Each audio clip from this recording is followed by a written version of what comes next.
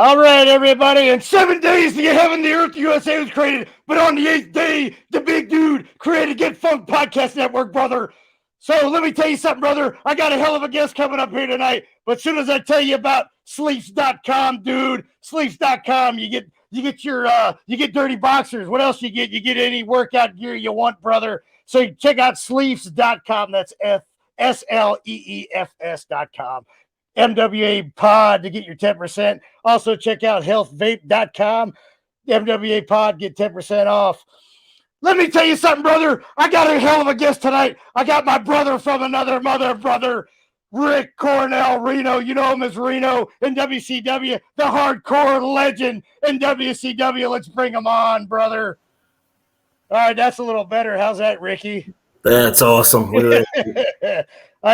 Now I'm fired up. Now we got the internet working. Me and Rick had a lot of issues. I got this. What do you call him? The tech guy, Evan. I was about to shove my size 10 up his ass. He couldn't help me out. So now we got Rick Cornell on here. I almost flew out to Vegas and dropped the son of a bitch.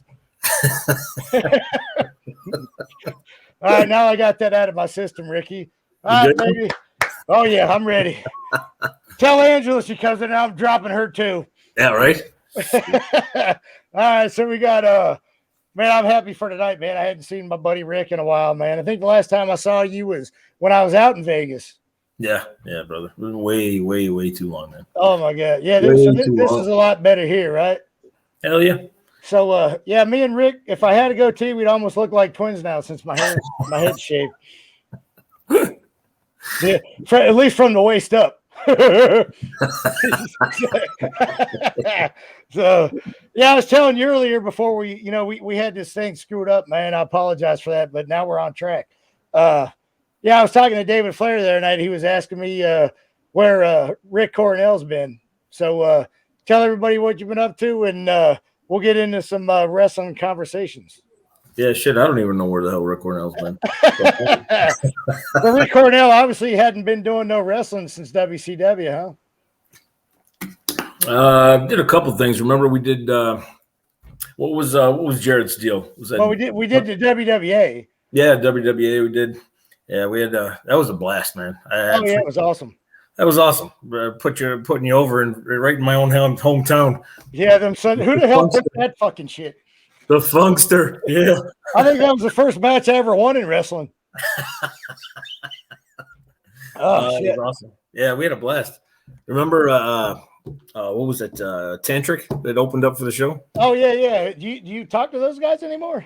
You know, shit, what was his name? Hugo? I had his phone number, and I actually text him back and forth every now and then. Do you? You know what? Well, no, it's been a while. Yeah, I mean, I freaking I think he gave me his number too, but after whatever a couple of years, you just lose touch.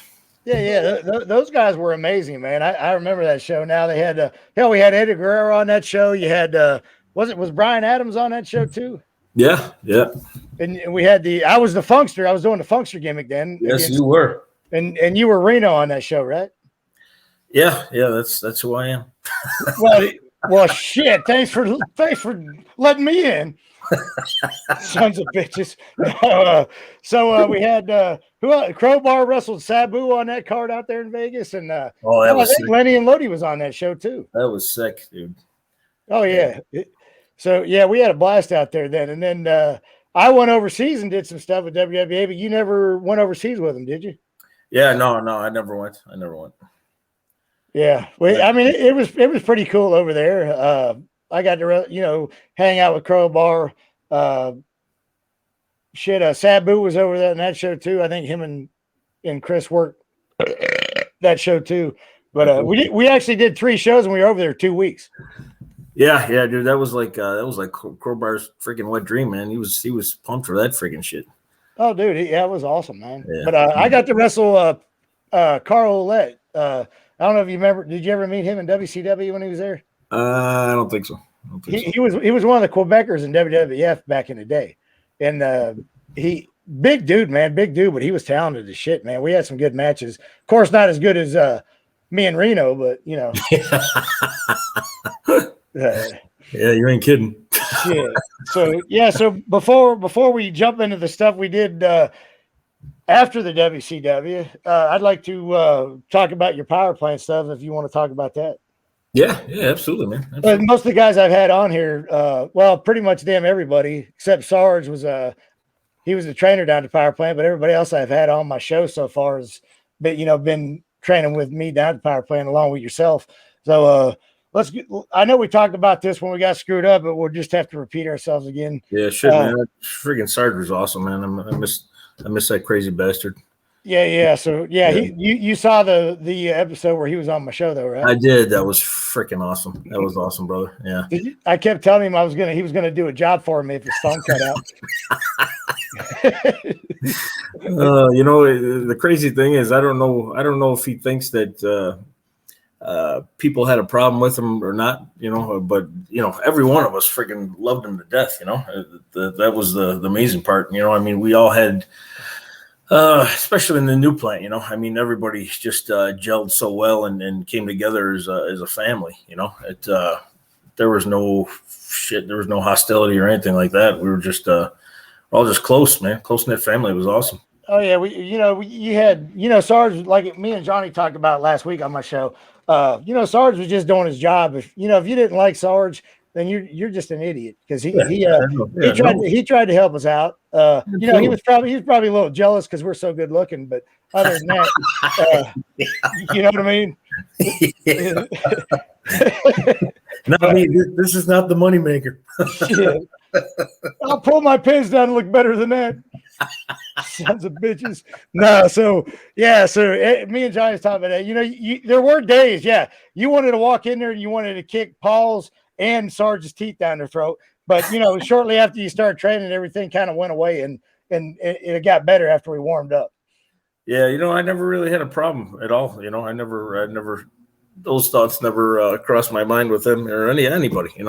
Yeah. We were down there doing what we had to do, and we made the best of it. And man, did we make the best of it.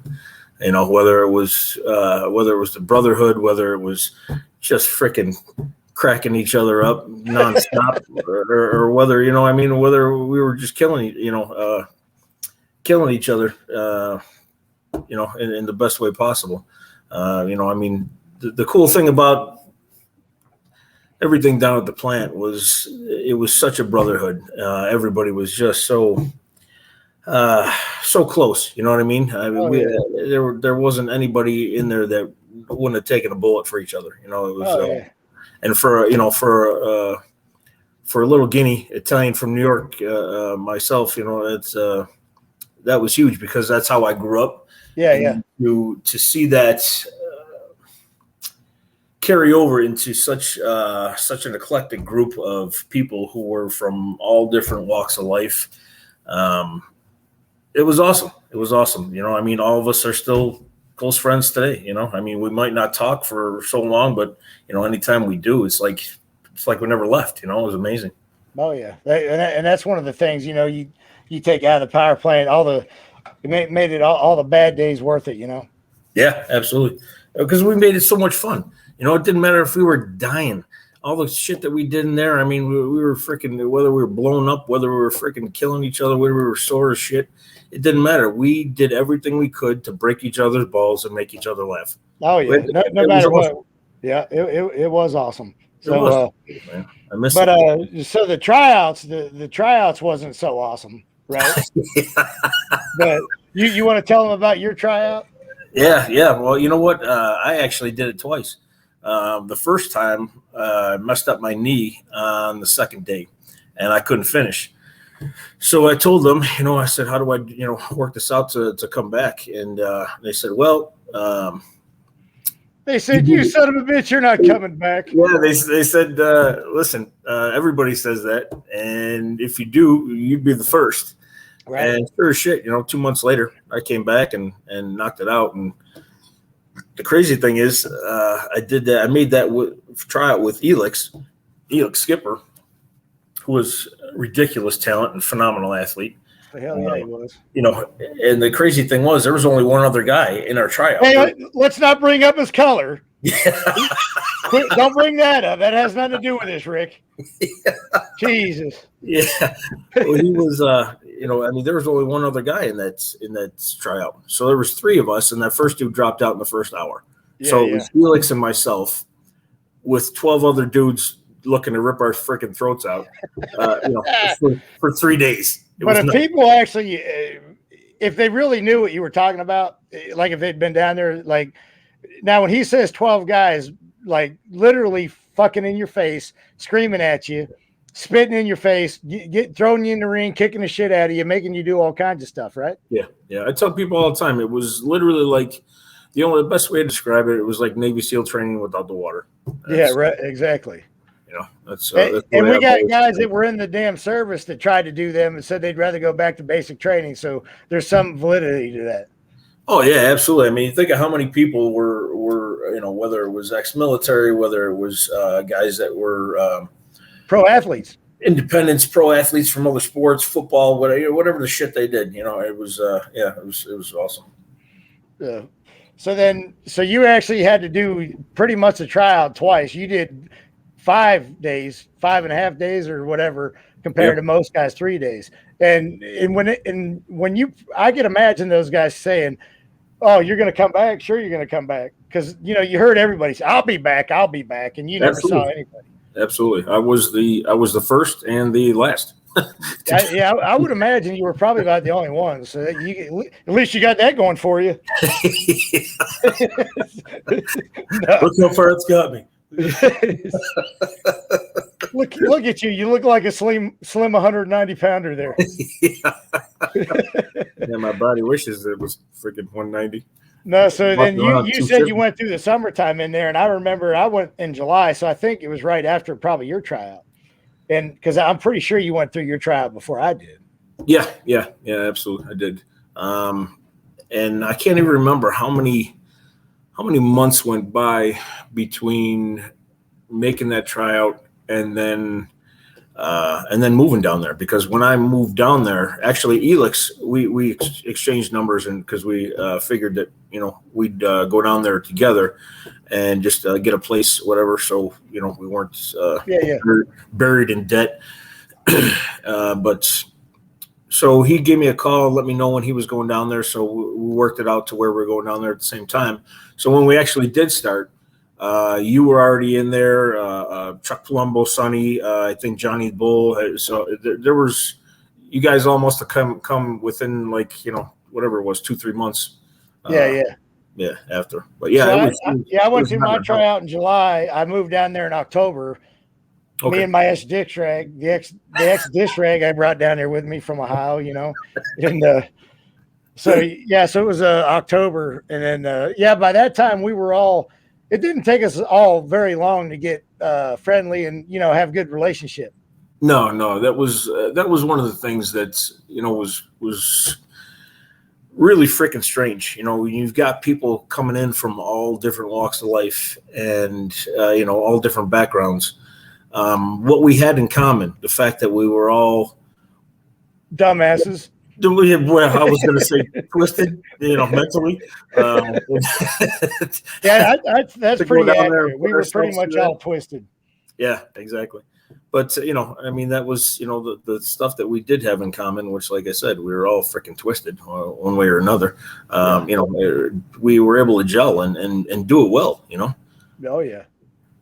So then it wasn't long after that. Then you remember we're training the power plant. We're doing like independent shows. And then here comes Paul Orndorff coming in and pretty much telling us, we're going to wrestle.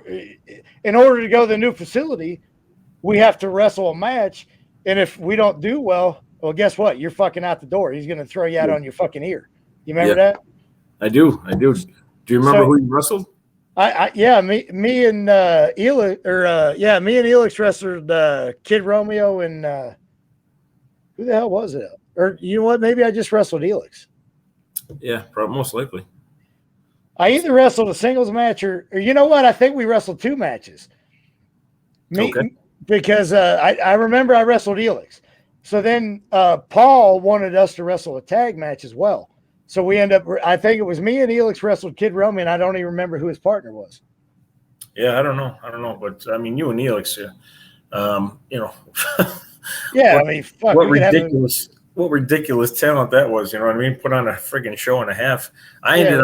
I ended up doing mine with it was Paul Knox. Okay, yeah, I thought you wrestled him. We were talking about him earlier. Yeah, because at that time we were doing we were trying to do whatever, I don't know, tag stuff. Yeah, For what's his face, Knucklehead. for hard body. Yeah. Hard, he's in prison still, right? Yeah, well, that's where he belongs. Yeah, that's where that son of a bitch. Quick hard bar story while we're on him. You remember that damn stupid machine they used to have where you'd like sit on it and row it, and it really didn't do anything. It was sitting in the back corner. Yeah. They were trying to get rid of some old equipment down there, right? So this dumb fucker throws that thing in the back of my truck without asking me. Did I ever tell you this story? Yeah, I remember. Well, I remember. I remember when it happened. Yeah, so then he goes, hey, dog, you got to take that up to my house, Kennesaw. Yeah, dog, you can take it up to my house. I said, hard body. I live like down the road. I'm not driving to Kennesaw in the traffic, dumbass. He's like, oh, no, dog, you're going to take it. You're going to take it, dog. You know how he talked. Hey, dog, you got to take my thing, dog. Yeah. And I said, okay, sure. So I left. I went up to the corner of the pawn shop, got $20 for that fucking thing. Yeah. And then I come back to school the next day. Hardbody's like, hey, dog, where's my machine at? Where's my machine? I said, here's the fucking ticket. If you want to go get it, it's at the pawn shop. He got mad as a son of a bitch, but you know what? He never did that shit to me again. No. I mean, that was the thing. I mean, Hardbody was he was who he is. He was a freaking. He tried to work workers. Yeah, exactly. That's exact. No, that's perfect. That's absolutely perfect. Dude, that son of a bitch. I think he worked his own mother. Yeah, probably. But the funny thing was is that we're so many of us, guys like you and I who we tolerated it, and he knew damn well that we wouldn't put up with any stupid shit because we would slap the piss out of him. But, well, yeah, Hardbody was a hell of a talent, and if he would have just kept his mouth shut, he would have been good. Well, that wasn't possible. No, fuck no. He's a hood rat. Fucking hood rat. I can't. Listen, we were all hood rats. So, yeah, no kidding, right? So we're talking about the damn tryouts we had to go to the new power plant. Yeah. So I mean, it was stressful as hell because if you don't wrestle good or something happens, you're fucking out the door. Yeah. After we worked so hard to get to where we're at. Yeah. So then after we all made it was me, you, Chuck Palumbo, Elix Skipper, Johnny the Bull, Sonny Siaki, and I'm sure I'm missing a lot of guys. Sam Roman. Dale Torberg was there, but he didn't have the tryout match. He was on a different deal. Yeah, Lash was already on, wasn't he? You know what? I think Lash. I don't think he wrestled. He might have wrestled to help somebody else out. Yeah, but he was on a different deal. On. Yeah. So we go to the new power plant. Now we're under. Not only Sarge, but Paul Orndorff took over from Jody Hamilton. Yeah, which was different. I mean, I can't say anything about Paul. I never had a problem with him. He never had a problem with me. But then again, it was kind of weird. As far as I was concerned, not weird, but how I was. I flew under the radar. There was, they didn't hate me. They didn't love me. I was just there. Yeah. I was one of those guys, kind of like I just couldn't stay under the radar. Well, that's because you were, you had more freaking talent and enthusiasm and everything going for you. I mean, me, I was pretty quiet and reserved. I just did what I was told. I did my shit and tried to do the best I could. But I think. Paul, I think he might have talked to me once. I'm not kidding you. Oh, really? Yeah. I mean, as far as, he was always called, freaking, whether he was getting in the ring or freaking talking, to some, to people or, how he freaking was with Chuck, I mean, yeah. He loved, you and Chuck. It's just that, Chuck was a better mechanic than you were. That son of a bitch. Yeah, I know, right? Me and Chuck talked about that when he was on my podcast. Remember, yeah. Paul used to have him outside during the power plant training, fixing his or working on his brakes or changing his brakes or doing whatever. Yeah, I know it was hilarious. And the funny part was that Chuck and I grew up the same way. I I started wrenching my cousin's freaking gas station when I was 11 years old. Yeah, no shit. Well, actually, you remember you showed me how to change brakes. Yeah, yeah. But I wasn't about to tell him. Yeah, see, you missed a boat on that. You and Chuck could have been over there smoking cigars, fixing his brakes every weekend. Yeah, just when I want to be in the freaking hot pavement, freaking underneath there. Yeah, doing his shit for nothing. Sweating your nuts off for him. Well, but, yeah, he taught. I'm not kidding you. No, you know what? It was twice. He called me out. Once was during a tryout, and there was a kid at the tryout that's, man, he wouldn't shut up. He was just this cocky black dude. He was actually, from what I remember, he was saying that he was like he wrestled for college. He was an NCAA wrestler. I think that's the same guy I choked out. I don't know. He was saying that something about. He had a tattoo on each arm, his shoulders. I don't remember the tattoo, but he was saying that he was on. He was on WWE's. It was like, what the hell was that movie that they did? Beyond the Mat. Oh, Beyond the Mat. Yeah. He said that he was on that doing a tryout or something like that, but he was all cocky and shit, and for some reason Paul just looked at me. He goes, "Ricky, get in there and take care of that, will you?" Well, see, that's why I'm surprised that Paul didn't take more of a liking to you, because I mean, through all the power plant guys, you're other than Danny Fakir, the one that was going to make it in front of all of us. I mean, you were the kind of guy everybody was kind of scared of. Like, we're not sure. We don't want to fuck with Rick. He'll fucking drop your ass. Like, you had that, like, everybody knew, like, oh, fuck, Rick. Yeah, Rick will fuck you up. Let's not fuck with Rick. I don't know. You know me, I'm a lover. I don't get it. I don't know why people like that. Well, I mean, I was never scared of you. I'd slap the piss out of you myself, but, Yeah, and you have in the ring many times. Yeah, I knocked the taste out of your mouth, kid. Yeah, I think I'm still picking up. I think I'm still picking pink paint chips out of my head somewhere. Yeah, from that pink garbage cans. Yeah, that was awesome. That was awesome. So yeah, awesome. Paul took a liking to me. I would always go in his office and he'd talk to me all the time, man. He'd call me on the phone and all kinds of stuff. Yeah. Like I said, man, I just flew under the radar. That was the one time, he called me in the ring to take care of that dude, and I stressed. So what did you do to the kid? I kind of I remember everybody beating the shit out of a lot of people. They kind of run together, The funny thing is, I purposely let him up, because they started in the down position, talking, regular collegiate wrestling. Yeah. So we started down, and I purposely let him up just so I could freaking hammer him and freaking drop him. So I did. I scooped him up and just freaking dropped him, and then got on top of him and just started stretching him, and he was squealing like a bitch, which was pretty funny because that's exactly what Paul was hoping for. So yeah, no shit. And that might have been, there was another guy. Do you remember the guy I got that called me out, and Chuck was over there going, "Oh, he called you out, motherfucker." How Chuck used to do it. Do you remember when I got in the ring and choked that kid out? Yeah, that was a different deal, but yeah, I remember that too. So that dude called me out twice, and you remember I almost got fired for that. Yeah, I know. I remember because I was laughing my ass off. It was like, you got it. You know how it was. I mean, you and I were, we were the freaking shortest dudes there. Yeah. Everyone else is freaking 6'8", 6'9". Yeah, so, Chuck and Mark and all those were all guys. We're all 6'6". And here we are 6'2". We're short. And he picks on you. Yeah, I mean, this motherfucker obviously. I'm glad he did pick on me. Absolutely, because people don't realize, motherfucker, I will kill you. You're calling me out in the power plant that I in my eyes, I'm running this fucking place. Well, that's what was so funny to me. That's why I was laughing my ass off. I'm like, this dumbass doesn't have a freaking clue what he just did. I'm like a fucking buzzsaw, bro. He would have been better off going at it with freaking, whether it was Jendrick, Chuck, any of those guys, except because they're nicer than me. Yeah. I mean, even Sean O'Hare was, he was he had plenty of skill, but he was talking to him, he was the nicest freaking kid in the world. You know what I mean? He was just, I miss that kid. I miss everybody, but I miss Sean a lot.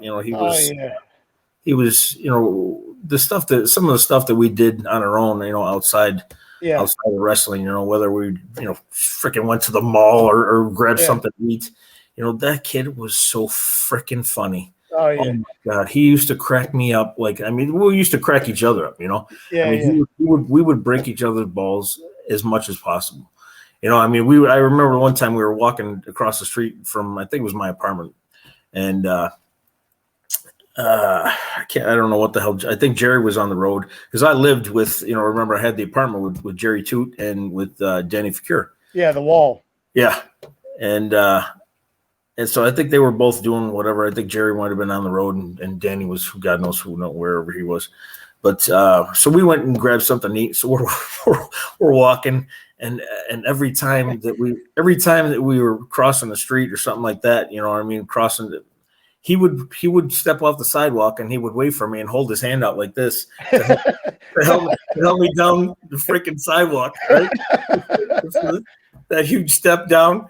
I was so much shorter than him, a little 5'10" little guinea. Yeah, freaking hold his hand out. But I would get him back all the time. He was like, I remember that same day we're walking and figuring out what we're gonna eat, and all of a sudden he goes, it's like, man, I smell pizza. And, he had such a big horn on him, how he had a brick. Yeah.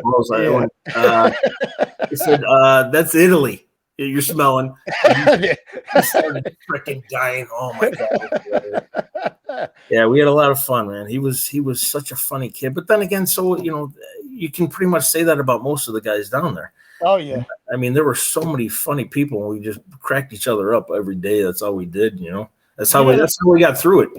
We literally leaned on each other. Yeah. And we broke each other's balls and made each other laugh as much as possible. And that got us through everything. Oh, yeah.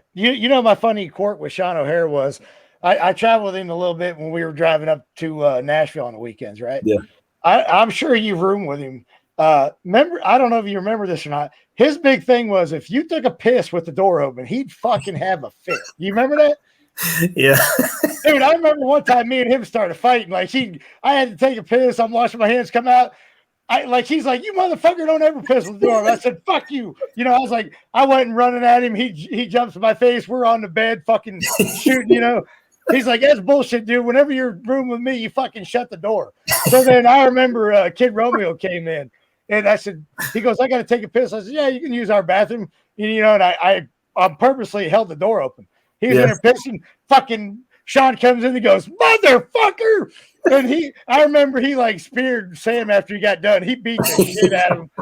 I was dying because he pissed with the door open. Yeah, that's great. Just funny shit like that, Was that the time where you wrestled in the Hooters outfit? It was probably one of those times, yeah.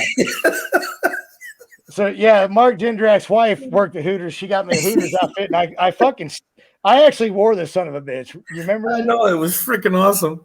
It was so fucking tight on me, holy shit. But that might have been the same night. I don't know if you remember this, but actually another Sean O'Hare story.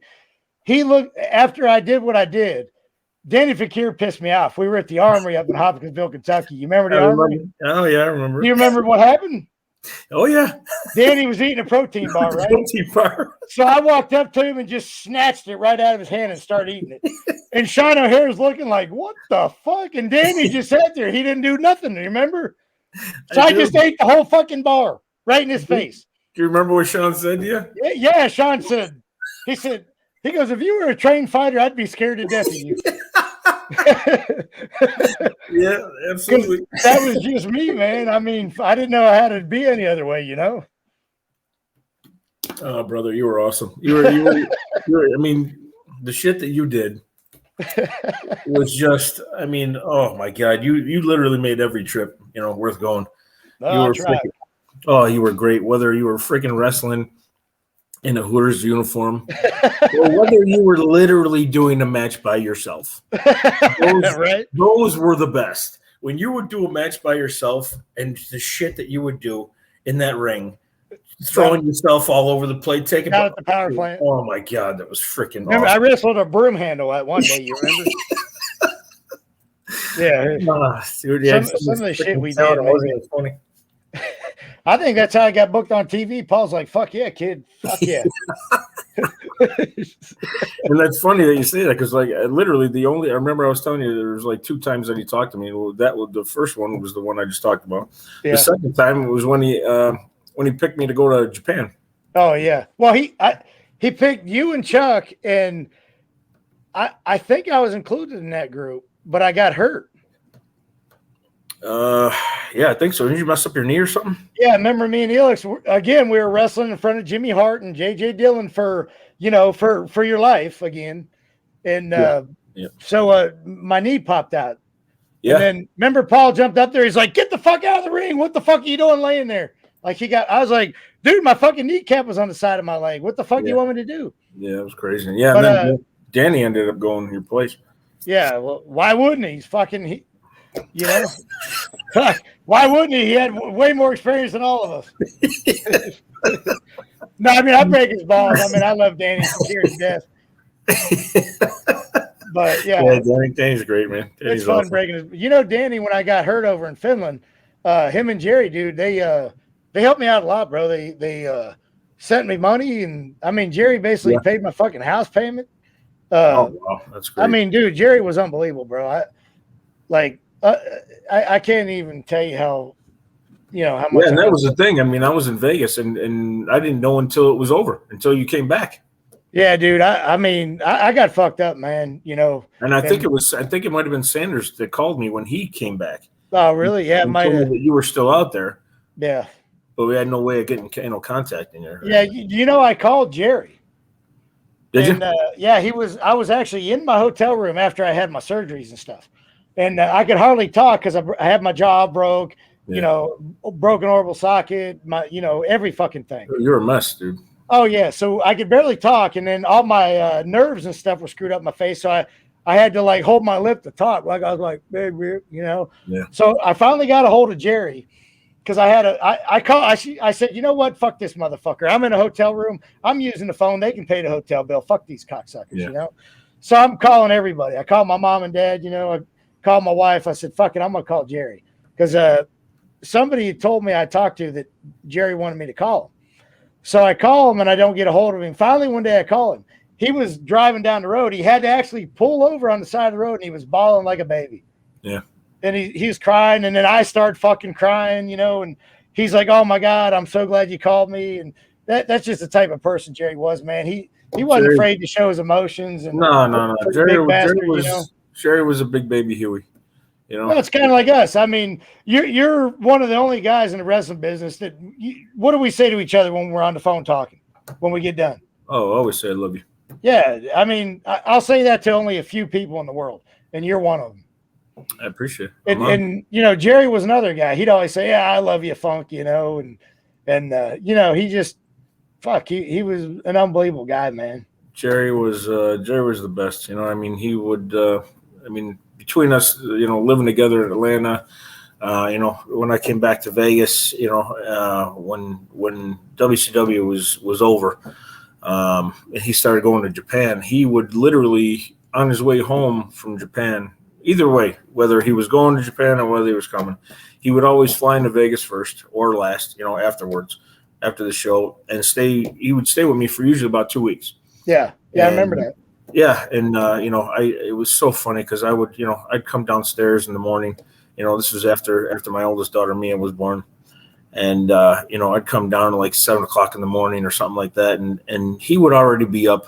He would have her literally in his arm like this, just staring at her, laughing, watching the cartoons. Yeah, I'd come down and he'd be free. He'd have her in, and she was this freaking big, yeah, compared to him. And she was that big anyways, compared to anybody, let alone Jerry.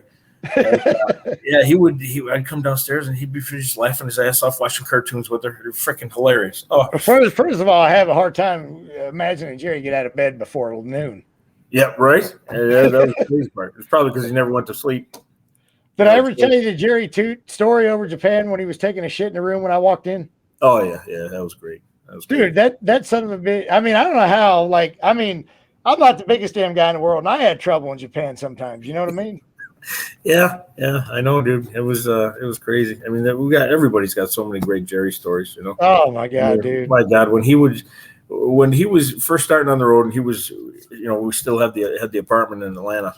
You know, a lot of times I would come out of my room in the morning, whether I was going to the plant or whether it was whatever, you know. I mean, he would usually come off the road, and I'd come out of my room, and he'd be passed out on one couch, butt naked. No, not that time. Freaking, and usually Dustin Rhodes would be passed out on the other one because either they just got off the road or they were partying all the freaking night before that or whatever. I got you. No, the naked one, that was that was a trip. I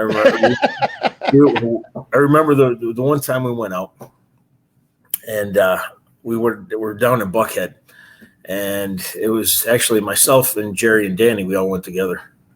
And actually, you know what? They drove separately. I drove by myself because, you know, I met them later on. I didn't even feel like going. You know, it was just one of those days I just didn't feel like going out.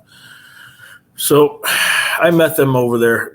We were at a club down in Buckhead, and so I hung out for a little while with them, and I just didn't want to be out or whatever the hell the deal was. I just wasn't in the mood to freaking deal with people.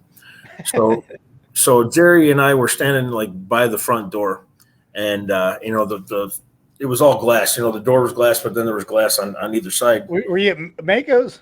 Yeah, we were at Mako's. So I said, Jerry, I said, you know, tell Danny whatever. I'm just gonna go home. I just don't feel like being out. So I walk out the door, and there's two dudes on either side of the door, and the one dude goes, "Hey man, that'll be $5 to leave." And I just, you know, freaking dudes just joking around, you know. I just laughed. I'm like, "Hey man, whatever. Have a good night." And just fucking start walking around, and all of a sudden this dude steps towards me, or whatever the hell he did, and he goes, "Hey, freaking asshole! I told you that was fucking $5 to leave." God dang! And so, right, I'm like, "Come on, you got to be kidding me!" So I turn around, and I walk towards him. And I said, "What'd you say?"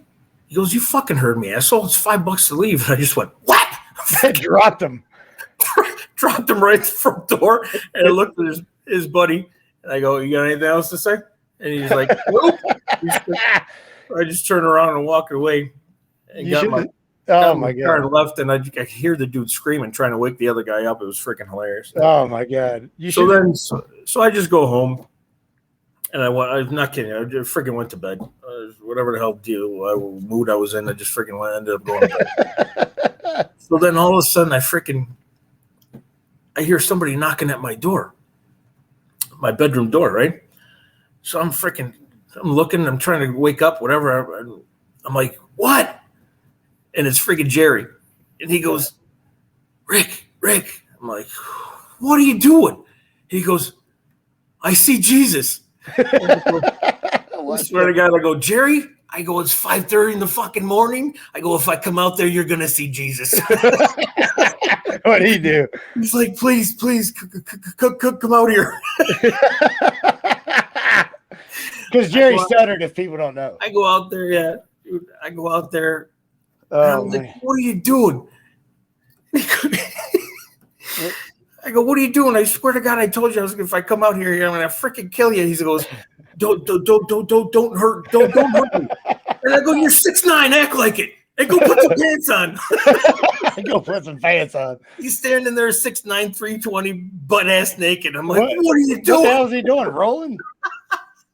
He was, who knows, whatever the shit he was doing at that time. That day. But I was like, oh my God, I was dying. This freaking giant, and he's white as a ghost, standing in front of me, butt ass naked. I go, "You're 6'9", act like it. Now go put some pants on." Oh shit! So what did he do? He went to bed.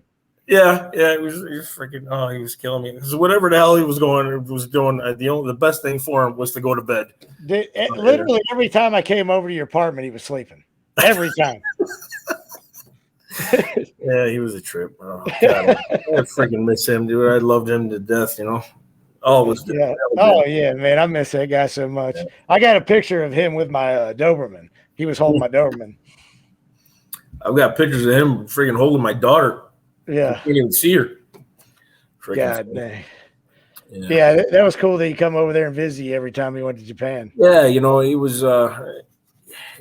kind of funny. You know, it was funny because, you know, he would do that, you know, and everything was great. You know, I mean, I was able to, you know, for the most part, keep him in line and shit like that. And yeah, you know, then he would leave and go back to Jersey or something like that. And you know, then I get phone calls from his friends out there and saying, you know, things that he was doing. And he had a best friend out there who actually was an attorney. I believe his name, if I remember, it was his name was Rich, I believe. But he did a lot of looking out for Jerry as well. Yeah. So he was, you know, we had him, you know, both ends of the country on lockdown. You know, unfortunately, when he went to Japan, it was a different story. Now, see, I used to go to Japan with him, though. I know. When you were with them, you know, I mean, you kept them in line too, you know? Yeah. I wouldn't let him go out. I told him the first tour I was over there with him, I said, Jerry, because you know how he spent money. Yeah. And he made money, but he spent it too. Yeah. Usually on CDs. Bro, yeah, usually spent it on shit. He woke up and was like, fuck, what'd I spend my money on? Yeah. Yeah. But so the first night we get over there, he's like, hey, man, we're going to go out and do this and that. We're going to party with all these guys. And then I said, no, we're not. I said, because you're not buying everybody dinner, because that's what he liked to do. Yeah. Because he was such a nice guy. His heart was bigger than him, and he was 6'9", 320, you know? Yeah, exactly. So I told him, I said, listen, if you want to go out to dinner and buy anybody dinner, you can buy me dinner. And then I said, guess what? Tomorrow night, I'll buy you dinner. Yeah. That's how it's going to fucking work. You're not going to come over here and spend money. I mean, I wasn't being a dick, but, you know, I knew how Jerry was. Yeah. So I was kind of looking out for him, you know? Absolutely. And so me, him, and Mike Awesome would every night in the hotel, we'd play cards and eat and, you know, just hang out, play cards and video games. And then Jerry told me one night, he goes, damn, Funk. He goes, I love when you come over here with me. I go home with money and I feel better. But, you know, he kept wanting me to get those halcyons from the trainer because you're allowed to get like 6 a day. And this son of a bitch would take all 6 of them and drink a 6-pack of beer before we got on the bus in the morning. And I'm like, how are you not fucking in a coma? Oh, I know. It's crazy. And then he's like, hey, give me 6 of those. I said, dude, I'm not getting you my 6 halcyons. You're not getting them. You know, so I wouldn't get my halcyons for him. And he, you know, he actually liked it, man. After, you know, I went over there with, you know, 3 or 4 tours with him, you know, and I tell people this story. Excuse me. The tour I didn't go with him is when he OD'd and Kaz called me. Yeah. And me and Dale talked about that. But I can't blame myself for not being there for him because I wasn't booked on the show. And, you know, it sucks that I wasn't there to help him out. But what was that dude's name? Because I always swore up and down that if I ever ran into that dude, I would literally rip his throat out. Which dude was that? The dude that got him the shit when he was in there, when he was over there. You know what? I really don't know who got him stuff over there. Because when I was with him, he never. What was his name? It wasn't Tiger, was it? No, it was. From the story that I got. Was it a wrestler? Yeah. It was. The hell was his name? Justin Credible. Oh, Justin Credible did that. From what I understand, from what I remember, the story that I heard. Because I know he had his freaking wife, girlfriend, whatever the shit, mail him a bunch of the shit, a bunch of gimmicks. Now, you know, there was another guy that kind of looked like Justin Credible that was in WWE. Bull Buchanan. Now, are you thinking about him? No, from what I understand, it was him. Justin's name is, I think, PJ Polanco or something like that. Yeah, I don't know. Like I said, I mean, I didn't know that. From what I understand, he had his girl freaking mail a bunch of shit, a bunch of gimmicks. Yeah, so from what I understand, he was snorting Oxycontins. Yeah. So yeah. Not to mention, you know, on top of that, the freaking halcyons, which the halcyons, yeah. So that'll.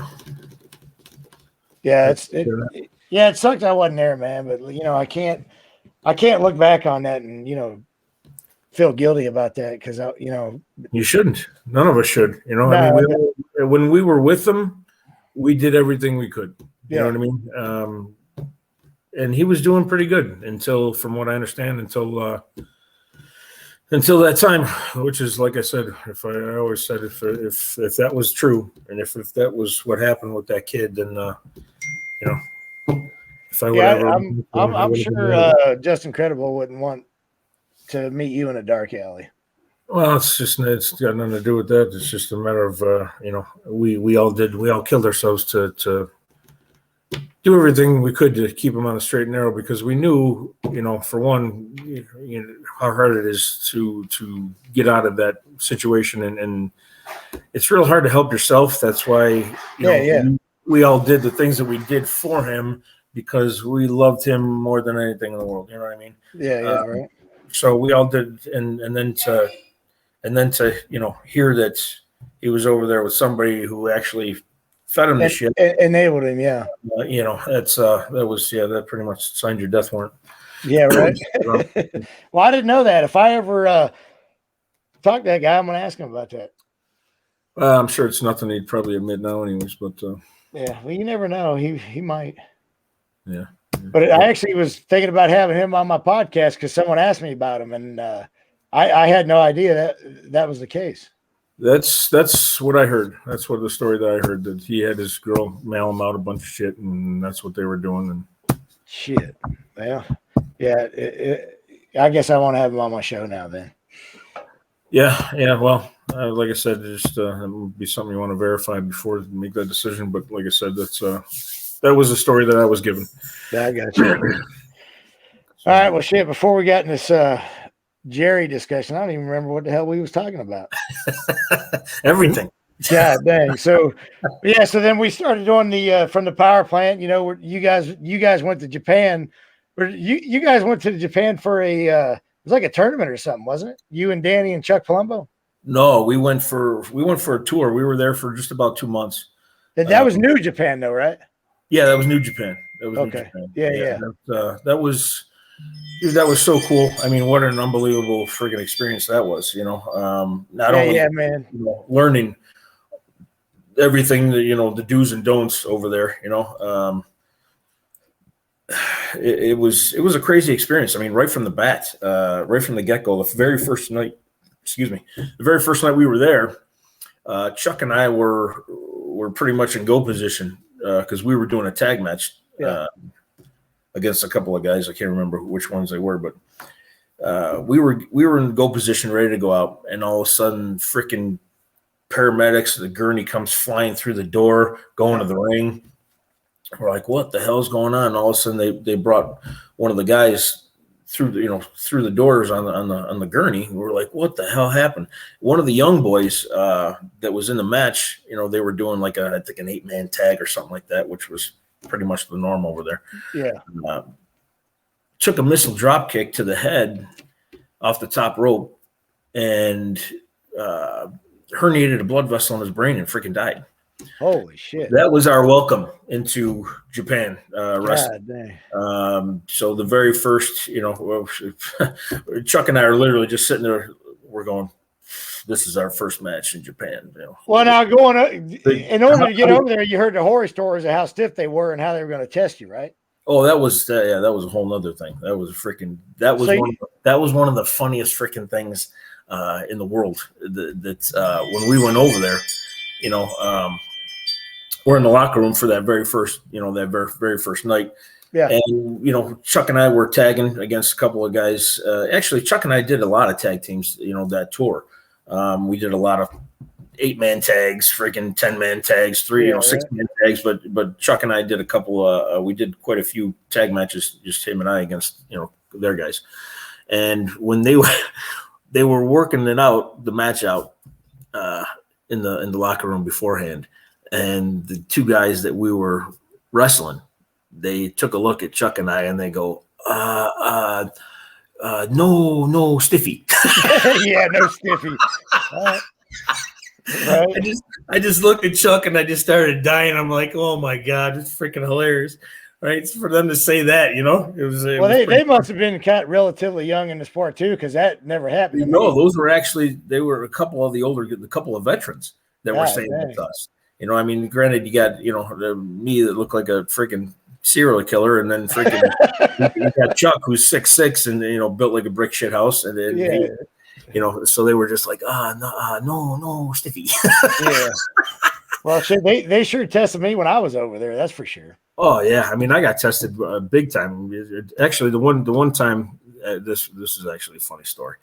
Freaking, we're tagging Chuck and I again, and so how they always before we went over there, I mean, we got warned like crazy. How they work, how stiff they are, the fact that they will literally, if you don't freaking take over, they will literally run you freaking rag and just do everything. Yeah, they'll beat the shit out of you. So I was out there in the ring. And I was wrestling we were tagging against two guys. One of them was a veteran, and the other guy was was a new boy. But this dude, he was one of the biggest Asians I've ever seen. He was, I guess came from rugby, playing rugby. This dude was about 6'5".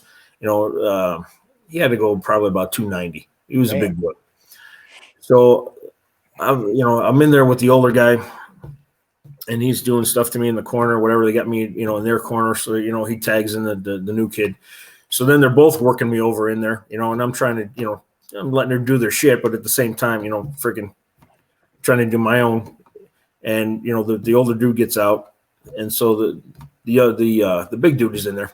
So he's wailing on me, whatever. So I just grab him around his freaking, grab him around the head, and freaking twist him around, and freaking start wailing on him, So then he freaking does the same thing again. He freaking twists me around. And he starts wailing on me again. Where I'm like, what the shit? This kid's gonna freaking, So he goes to freaking.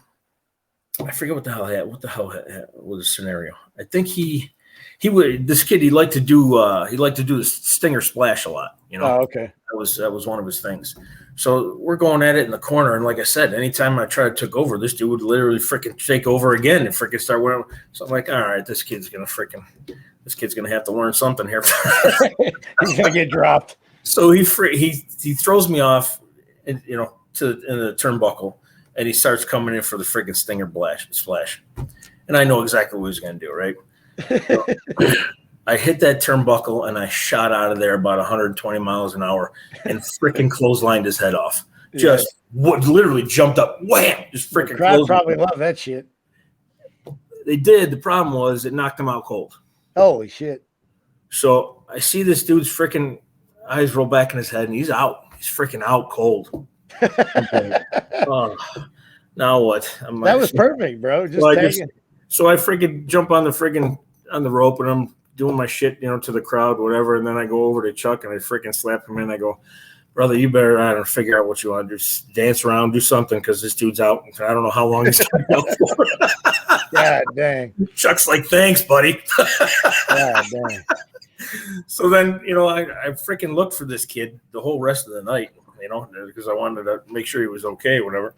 I couldn't find him anywhere. Finally, as we were getting ready to leave, I just passed by this one thing. I guess it was like a medical nurse's quarters, whatever the shit it was. Yeah. He was sitting on the table, sitting there, and he had a freaking bag of ice on his freaking head. He's just sitting there, and I went there. I go, you okay? You okay? He goes, yeah, you're good. Yeah, thanks for fucking knocking my head off. God. Well, you know who Quad is, right? Yeah. I don't know if he was with New Japan. I think he was at one point, but he was with All Japan when I was over there. Yeah. And Quad is known as one of the toughest motherfuckers over there. Yeah. And you remember Jeremy Lopez? Oh yeah. So Kawada gets on the bus. He's pissed because in the match, Lopez fucked some shit up and he wouldn't fight back or nothing, right? Yeah. So we get on the bus and Kawada gets right in his face, dude. And he's like, yeah, right, slapping him, like fucking pie facing him, slapping him. And Lopez is just sitting there and he's looking at me like he's about ready to cry. And I said, fucking stand up, you dumb motherfucker. Yeah. Like he's looking at me like a deer in the headlights. And I'm like, stand fucking up. And he wouldn't stand up. I said, dude, you have to fucking stand up. You can't, you'll never come back here. Well, especially, somebody like Lopez. He was, Jesus, what the hell was he? 5'3"? Yeah, if that. So, but, that's how I got respect with Kawada. I wrestled with him and Eki in a match in Kea. I don't know if you remember Kea. Well, Kawada fucking stiffed the shit out of me, man. You know how I am. I'd give him some fucking forearms. I thought I knocked his teeth out a couple times, and he'd fucking hit me. Like my neck felt like a fucking 2x4 was hitting my neck with his forearms. And I was like, fucking, I ain't backing down, So I instantly got credibility with him right there, and he fucking loved me after that. Yeah, that's awesome. So that's what I love about Japan, man. If you get respect to these guys, they'll fucking treat you like you're one of their family, Yeah, absolutely. So, and that's what I like about Japanese culture as well.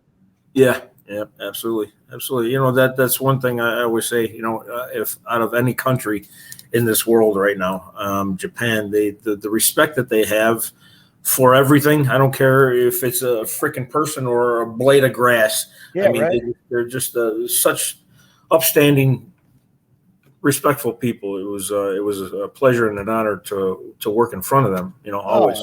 Dude, how do you when over in the States, this has never happened. When you order food or drinks, nobody fucking takes a drink of nothing until everybody at the table's got their drink. Yeah. And the same with eating. You don't eat nothing. You'll get big heat if you do. Yeah.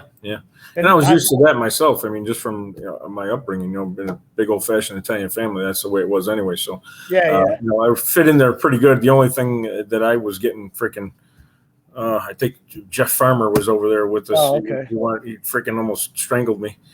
I went to go, I don't know what the hell I was doing. I went to go pick up my beer and freaking pour it in the glass. And he grabs my wrist. He goes, "Don't freaking touch a thing." And I'm looking at him. I'm looking at Chuck and Danny. I'm going, what the hell is this guy's problem? He goes, "The freaking girls do everything. Don't touch a freaking thing." You see all these dudes standing around us in suits, half of them missing fingers. Don't touch nothing. Okay, I got it. Dude, I got some other time I'm going to have to, I'm sure I probably already told you. I got so many damn stories with Jerry over there in Japan, bro. Yeah. I mean, it's fucking ridiculous. He ate a fucking pig's nose one day. We were sitting in this bar. He ordered a fucking pig nose. It was it was hanging up there. It looked like you went to the farm and cut a damn pig's nose off with a machete and set it on a plate. And this son bitch was trying to eat it. Yeah. I was like, dude, he's like, that's the only thing I ever saw Jerry not be able to eat. Yeah. He's like, dude, I can't even chew it. It looked like it had snot coming out of the fucking nose. Yeah. I learned that the second day I was there, once again, when we had the next day that, our first day there, that poor kid friggin' died. Yeah. So the next day they had a service for him. So we all went, we went and, it's a little different than our stuff, as far as a way to, they have it's like a glass casket, Yeah. So, when it's your turn to go and pay respects, you go up to the casket, you kneel and you grab they have like incense sticks, in sand, and you would go and pick it out and freaking, place it or whatever, or light something or whatever. I can't remember exactly what you did. And you pay your respects, and then you go out and you go into the freaking room down the hall.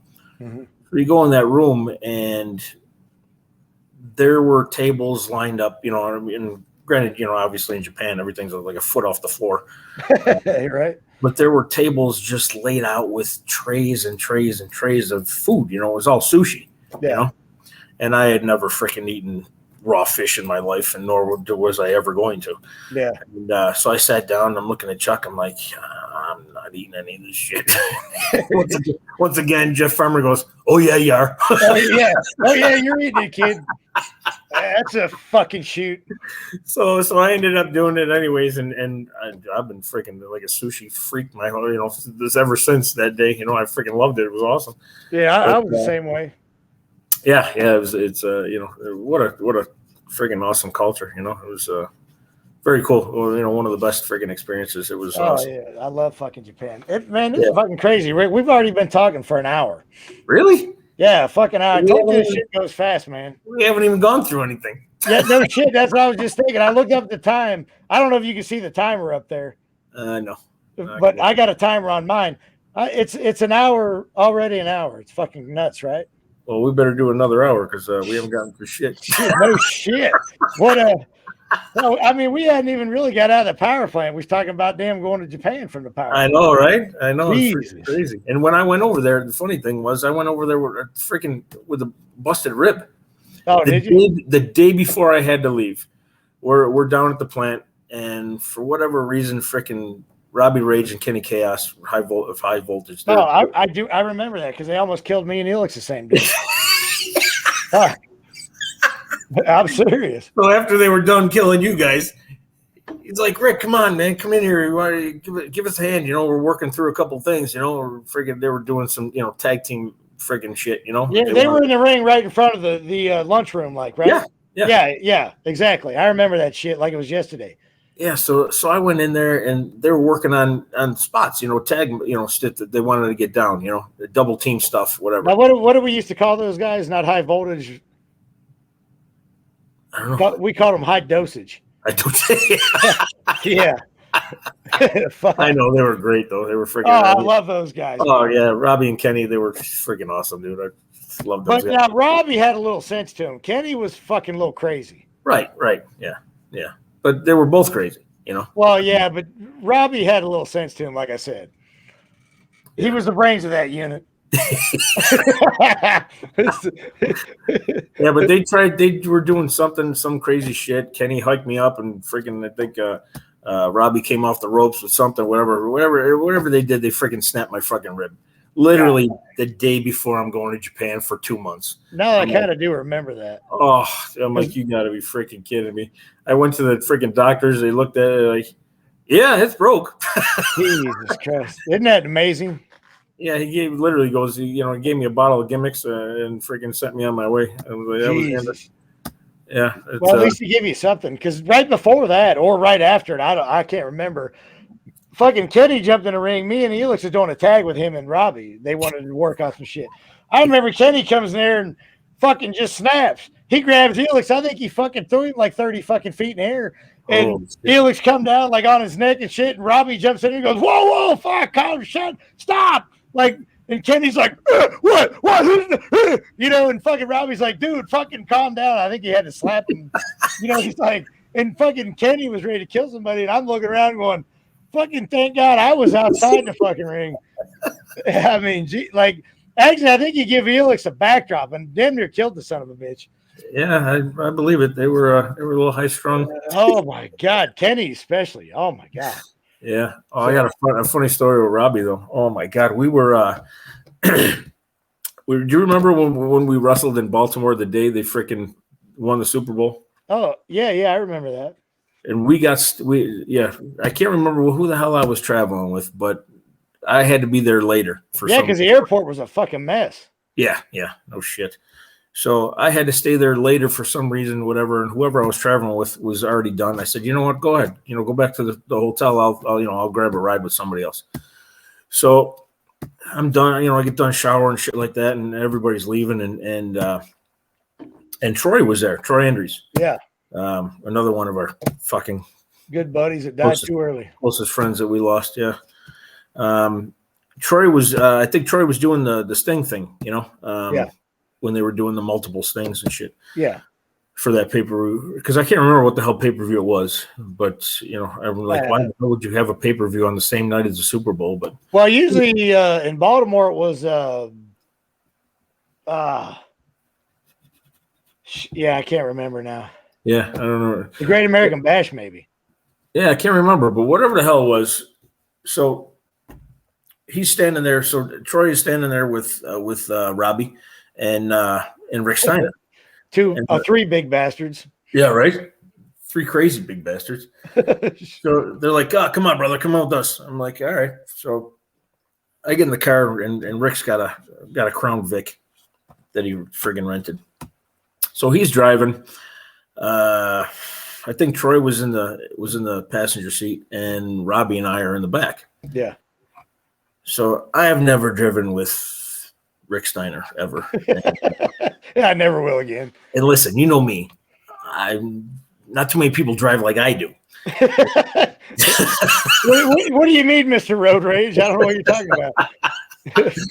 So I get in there and he's freaking flying around like a lunatic, you know, driving like a crazy dude.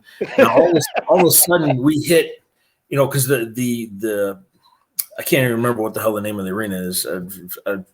I'm not like you and Dale who are freaking encyclopedias. But you guys remember everything, every freaking arena, every city, every date. I don't know how the hell you do it. I don't know either. Yeah, I mean, you guys are, the two of you are freaking nuts. But so we're driving, and because of the arena was across town from the airport, because we were staying at the airport Marriott or whatever.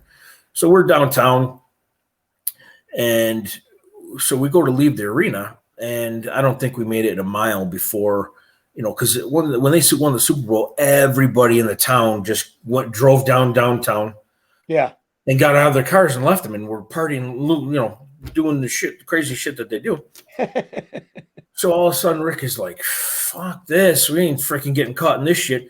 Dude, I kid you not, he went up on the sidewalk, was driving over lawns, freaking, it didn't matter what the shit it was, he was going over it.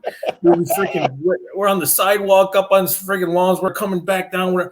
We sideswiped a freaking dude in a blazer. Holy shit. I kid you not. We freaking sideswiped him, and he just kept going. And then we freaking got caught, I don't know, maybe 100 feet up after we sideswiped this dude. Yeah, dang. Caught in traffic to where we couldn't go anywhere. So now I'm just sitting there. I'm going, why did I go with them? Yeah, dang. So we're all sitting there. We're stuck, right? We're stuck in traffic. Now we can't go anywhere. You got no sidewalk, no nothing. We can go.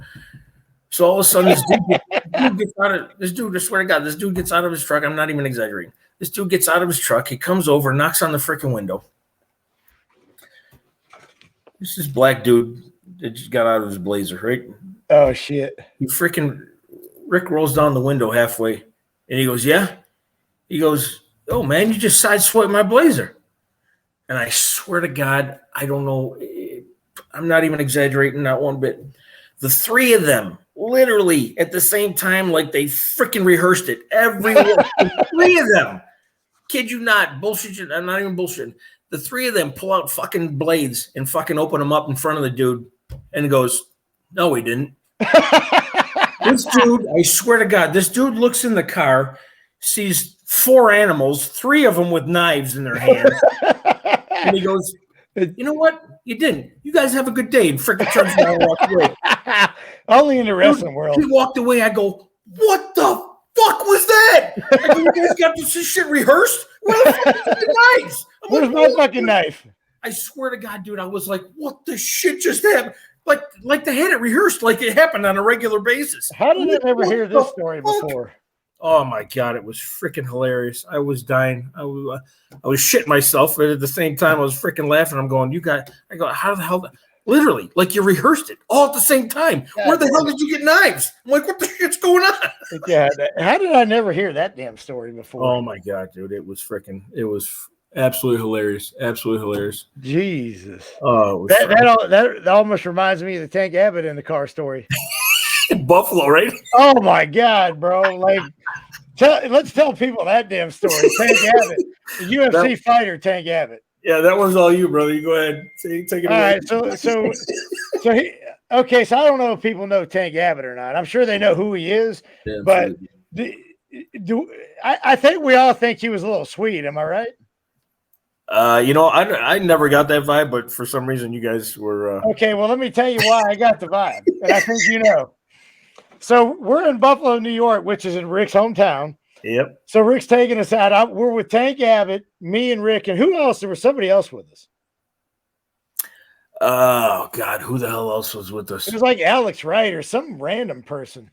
No, it wasn't him. It was you and I, because we were out at the clubs. Yeah, we were going to all the clubs that you used to go to, or all the bars or whatever. Yeah, because it was it's back home. It was just one. And then we went to one of the restaurants, had like a cheesesteak at one of these places you used to go to. Yeah, absolutely. So then you remember? Okay, so I think we went and got a cheesesteak first. Then we go to the first bar. You remember Tank had that leather fucking jacket on. Yeah. So he takes it off and puts it on my shoulders and wants me to wear his jacket. I'm like, dude, I'm not wearing your fucking jacket. And he kept like touching my ass and goes, "Yeah, just put it on." And I'm like, motherfuckers, what the fuck? Like, and I'm thinking to myself, I'm instantly already gonna have to kill this motherfucker because he's Tank Abbott, and I'm probably not gonna really have to fight him because I'll get my fucking ass beat. But I'll try to fight him. He's not fucking me in the ass. So he kept letting me, he was acting real like, hey, here, put my jacket on, honey, like touching my ass. And I'm like, I don't know if he was just fucking around or what, but I was getting a little nervous. It ain't that funny, Rick. Come on. It was. No, it was. It was pretty fucking funny. So he was doing this shit all fucking night. I'm trying to take his jacket off. He's like, yeah, come on, put my jacket on. Just keep it on. And he's out there. You remember this motherfucker dancing? And he's like, and I'm like, this fucking guy, I'm going to have to kill him. Dude, so, I remember Chuck and I laughing our ass off because you're literally sitting there going, either I'm going to have to freaking get bent over or I'm going to have to kill him. One of the other's going to. I'm going to kill this son of a bitch. So, okay, so this goes on all night. So we drive back to your house. We're dropping you off to your mom and dad's house, right? Yeah. So, and I'm the last one in the fucking car with Tank at this point. Do you remember that? Do you remember what Tank did when I got out of the car? Oh, how do I fucking forget? He went running down the fucking street going, Sid Vicious is coming or something. Is that what he said? That's exactly what he said. He's screaming, well, Sid Vicious is coming to get us, right? He's screaming. I'm like, so do you remember what I asked you? I was like, you have a gun or a baseball bat or something in the house? And you're like, shut the fuck up, really? I was like, dude, I'm going to have to kill this son of a bitch. Because it's me and him left in the car, and he's been trying to fuck me all night. So I'm like, yeah, I'm going to have to kill him. I'm like, you don't have a baseball bat in your mom and dad's garage or fucking something?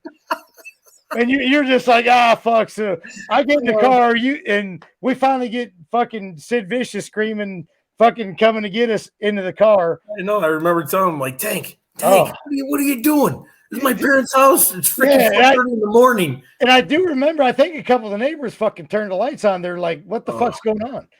And so we finally get him in the car. He's in the back seat, right? So I'm driving. I'm driving us back to the hotel thinking the whole time, I'm trying to come up in my mind how I'm going to kill this motherfucker. It's a fucking shoot, kid. I'm really trying to. I'm about to kill this son of a bitch. I don't know if I'm going to throw him out the car door or what. I haven't decided.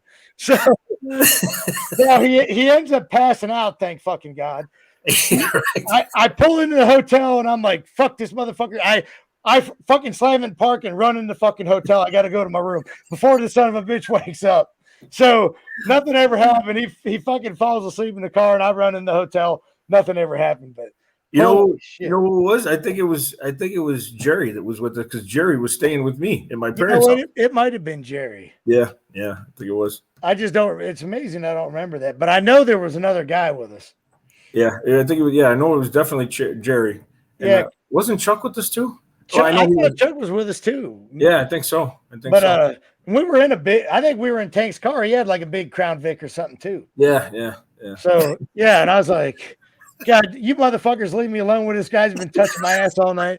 I'm like, God dang. Oh shit. Some of the shit we did in the fucking wrestling world. God dang. Oh my God. It's freaking great. Oh, man. But I don't even think that wasn't even pay-per-view that night, was it? You know what? Shit. Because we wrestled. No, I think that was a Nitro. I can't remember. Yeah, it might have been a Nitro because I think we would go there. I know damn well that we definitely went there every year for the Fall Brawl. Well, you know what it was? Because the next pay-per-view was there, the Fall Brawl. My mom and dad and my brothers and sisters and that came to visit, my nieces and nephews. So I hung out with them afterwards. So, yeah, it was a different night. Yeah, I remember. So you got to meet a lot of my family on the road. And then I met that night I met your uncle. He was one of the he worked for the union or something at the arena. Brother, I'm not kidding you. He still is there. Is he really? Holy shit. He is, my godfather is 93 years old and he is still the head of the union for the stagehands. Oh, so it wasn't your uncle? Yeah, it is. It's my godfather. Okay. Yeah, nicest guy in the world, man. I remember him. I hung out with him quite a bit that night. Oh, he's a crazy bastard. Crazy. God dang, so he's still working there. I'm not kidding you, dude. 93 years old, still the head of the union, the Buffalo Stagehands. Holy shit. That's Carmelo Polito. That's my guy. Yes, I wrestled Elix that night, and that's the night Paul Orndorff got hurt again coming in with the Natural Born Thrillers. Mm-hmm. So what do you remember about that? I was in I was in a different deal. I was in like this crazy 8-man tag with me and 3 other thrillers, and it was us against the Filthy Animals. It was Yeah. That's when Paul came in, though. He was a guest. Remember, he come in down the aisle. They brought him in with a hood over his head. I remember that, but it wasn't because when I ran in the ring to take the chair shot from him, I was coming from the back. So okay, well maybe there was 2 matches. I can't remember. You know what? I think that might have been how the match started. Yeah, because for some reason it was kind of a clusterfuck from what I remember. And for some reason Vito was in there. Yeah, you remember I had a run in. I actually came out, me and Paisley, and that's when Paul got hurt. Yeah, because before that he was giving us all chair shots, and of course he had the chair the wrong way, so we have every one of us got blasted in the freaking head. Oh, but you know what? He was fired up for that shit, bro. Oh yeah. You remember how good a shape he was in that night? Yeah. I was telling somebody, I don't know if you remember this. Remember the power plant? He was telling there was a lady or something in there, and he dropped his fucking pants and ripped the shirt off and was showing her abs and flexing his quads. And, oh, yeah, I'm on growth hormone and all kinds of testosterone. Yeah, and we're all like, what the fuck? Yeah, so he was proud of what he looked like, which he looked phenomenal. Yeah. And then so he tried to get Jindrak up for a pile driver, right? Yep. Yeah. And then he just fucking went numb and just collapsed. Well, that's because they had the timing off. Jindrak didn't go up for him, and then freaking ended up double freaking. Yeah. Paul, he dead assed him, and Paul tried to get his ass up. Yeah, and that's freaking threw out his back right there. Yeah, me and Ross Foreman actually went to the hospital to see Paul afterwards. I don't know if you did or not. No, I didn't get a chance to. I did not. Yeah, so we went and he was in good spirits at the hospital, but of course he's showing all the nurses. He still had his tights on. He had like a fluorescent green, I remember something. He's flexing his quads, going, "Yeah, look at that," to the nurses and shit. Yeah. Nowadays he would have got about 25 sexual harassment lawsuits. Oh my god, I remember that freaking match too because I felt so bad. I ended up friggin' because whether it was my hometown or whatever, they had me freaking literally pinned like 3 guys that night. Oh, really? Freaking Disco, Vito, and I think I ended up pinning someone else. Yeah, fuck, don't feel bad about that. Then some bitches do it to you. Yeah, but no, I felt bad because I freaking T-bone suplexed Hoovy. Yeah. And I had never done that to somebody that was that light, and I didn't realize how light he was. And I literally T-boned him from one end of the ring into the ropes across. You know what? I do remember that. I think he took a pretty good bump on that, though. Yeah, he was kind of pissed afterwards. He's like, "Bro, what did I go, brother?" I go, "I apologize. I'm so sorry." I go, "I didn't realize how freaking light you were, and I was so amped up. You know what I mean? I just freaking said, "See ya," and freaking I mean, shit. What Hoovy weigh? About 135 pounds. Yeah, I don't even know. I think it was like $160, but 160 pounds flying. That was for sure. Yeah, Jesus. It was. Yeah, we had a good night on that pay-per-view. Yeah. Do you remember all the guys were making fun of Paul because Paul's like, "Duh, we always called it in the ring," and this and that. And then me remember backstage all day long, Paul was like going over every fucking thing. Yeah, over and over and over. Yeah, it was freaking hilarious. Like if Sanders and Ginger be like, "This motherfucker says he calls everything in the ring. We fucking been going over the match all fucking day." I know, and then like I said, then he turns the chair the opposite way and he blasts every one of us. Oh, fuck. I remember in catering, he was in the back in catering going over shit while we're eating. Yeah, I was like, "Holy fuck, man, this is ridiculous." Oh shit, yeah, it was shit. So then, let's see what the hell we were talking about that before, Paul. We were talking about fucking me almost getting molested by freaking Tank Abbott. Oh shit, fuck. Oh shit! Yeah, I mean, that was the thing. I mean, as short of a run that we had, think of the stories that we have and the experiences that we have. I mean, oh my god, yeah. It's funny. You start talking to people, and then it brings up other shit, and then you're like, "Oh, I forgot about that." Yeah. And then you got 100 stories on top of the one story that started. Absolutely. It's crazy. Like I said, now we've been here for an hour and 20 minutes. I swear to God, Rick, it seems like we hadn't fucking talked about nothing. I know, right? That's why I like these podcasts, man, because, people, you tell them, well, I usually do it for an hour. And they're like, oh, fuck, dude, I don't know if I can go an hour. I'm like, You don't even. It seems like 10 minutes. Yeah, well, I mean, that's the thing. I mean, with you and I mean, we're so close. I mean, we could do this for freaking 5 hours and not even that. Yeah, no shit, man. But you know what? It's fucking 9:30. I gotta be getting off of here, man. I get up at 4 o'clock in the morning, Rick. I'm like an old man, Shit. I'm gonna be cussing you all day tomorrow. When the son of a bitch can't be 20 minutes over my damn podcast. Right, sure. I mean, how long did you do with Dell? Dell was like 2 hours, wasn't he? No, I don't think it was that long. It was maybe an hour and a half or so. Yeah, Dale and Christy. Oh, but man. Actually, Christy jumped on then. I said hey to her. And, I saw it. It was freaking great seeing them. Yeah, talking about the hard body spot. him and Kid Romeo. Yeah, the two of them, they're so freaking, they're two of the nicest, greatest people in the freaking world. Yeah. So, me, I know we talked about this before, but we really do need to get a long weekend or something, and we all just meet somewhere. Yeah, absolutely. So we're definitely going to do that. I sent Sanders a text message, and I never even heard back from him. I was laughing my ass off because a guy freaking, I can't remember what the hell it was. He sent me a thing to where there was he was looking for a Reno doll on eBay. A Reno doll? Yeah, and for some reason he found it was a Reno doll. I still had the hardcore championship belt on and everything. Yeah. And for some reason it was paired up with Sanders. And a ring on top of it. Like you could buy the whole thing. Like really? You didn't buy it? No, I didn't buy it. And but I sent it to Sandy. I'm like, hey, freaking look at this shit. I go, I don't know why the hell they paired this together, but check this out. I never heard nothing back from him. I'm like, you little bastard. Well, I'll have to. I'll text you his number to make sure you got his right number because I think he had changed his number over the last couple of years or so. Because he moved out to when he moved out to LA, I think he changed his number. Oh yeah, well that's probably it. I mean, I still have the same number I always had from him. Yeah, I'll text it to you though. Yeah, I mean, actually, I'll just put it up here and let everybody text him. Yeah, hold on, this is Mike Sanders' number right here. Oh, no, that's boobs. Wait a minute. Here's Mike Sanders' number. He and I were supposed to have a dark match when we went over to WWE. Yeah. You know how they would bring us to the shows and stuff like that, and Yeah, but we couldn't get a dark fucking match. Well, they had Sanders and I on the board when we got to the arena. God damn. So they wanted us to do a freaking dark match. So we're working through some stuff. You know how in the beginning, they'd freaking a bunch of the guys would freaking go in the ring and work on. Yeah. Oh yeah. We're just loosen up or whatever. Yeah. And the funny thing was, is freaking Arn Anderson would always freaking Arn. I loved freaking Arn was awesome. But he was so funny with me. He would always freaking lace him up, and he would be like, anybody want to go out and roll around?